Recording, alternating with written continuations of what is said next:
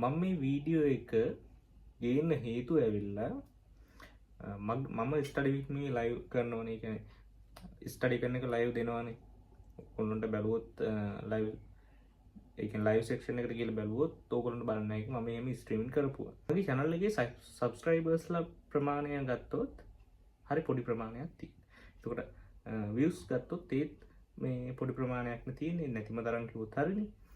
ඉතින් ඒ පිරිස උනත් අහන ප්‍රශ්න වලට තමයි මම මේ උත්තර දෙන්නේ. ගොඩ දෙනෙක් දන්නේ නැහැ මොකද්ද මේ කරන්නේ කියලා. ඉතින් මේක මහ දෙයක් නෙවෙයි. මම ස්ටඩි කරනවා, මම ඒක ලයිව් දෙනවා. එච්චරයි. එතකොට ඒක ඕගොල්ලෝගේ පැත්තෙන් ඕගොල්ලන්ට බෙනිෆිට් එකක් වෙන්නේ කොහොමද? හරි? එතකොට මට මොකද්ද මේකෙන් තියෙන ප්‍රයෝජනය? ඉතින් ඒක ඕගොල්ලන්ට ප්‍රයෝජනය වෙන්නේ මොකද්ද කියන එක ඕගොල්ලෝ අවබෝධ කරගන්න ඕන එකක්. දැන් සරලව ගත්තොත් මෙහෙමයි.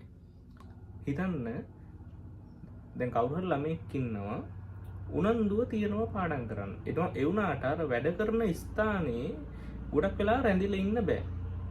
අර මොටිවේට් ගතිය තියාගන්න බෑ. ඒතකොට ඩිසිප්ලින් එක තියාගන්නෙත් මොටිවේෂන් වලින්. ඒතකොට අර අපිට කෙනෙක් අරම ස්ටඩි කරන දකිනකොට අපිට එතනින් අර නැගිටලා යන්න තියෙන ප්‍රවණතාව අඩුයි.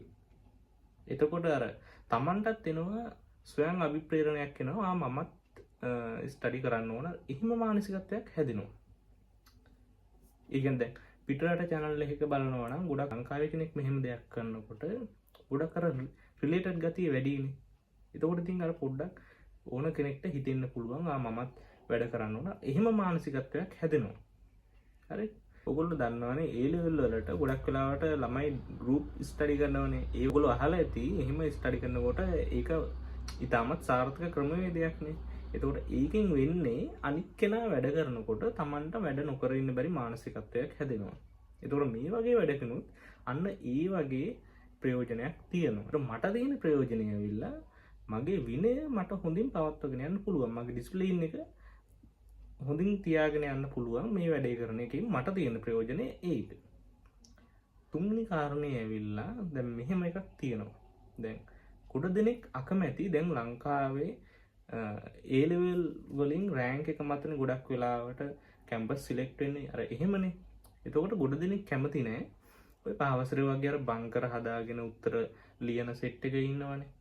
අර ඒ වගේ සෙට් එක කැමති නෑ මේ වගේ දෙයක් කරනවට. මොකද වැඩි පිරිසක් වැඩ කරනවට අකමැති සෙට් එකක් ඉන්නවා. ඒක තමන් වැඩ කරනවට වඩා අනිත් අය වැඩ කරනවට අකමැති. අර එහෙම අය මොකද්ද කරන්නේ? දැන් මේ වගේ පොඩි වැඩක් වුණත් ඒ පොඩ්ඩක් අර කඩාකප්පල්කාරී මානසිකත්වයෙන් ඉන්න නිසා කඩාකප්පල් කරන්න බලනවා. ඒකෝර අර එක එක ඒවා දානවා.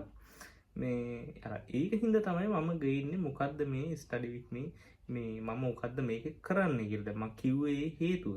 අනිත් කාරණාව ගත්තොත් දැන් මොකද්ද මම කරන මම ස්ටඩි කරන්නේ මොනවද? මම එක්සෑම් එක මොනවද?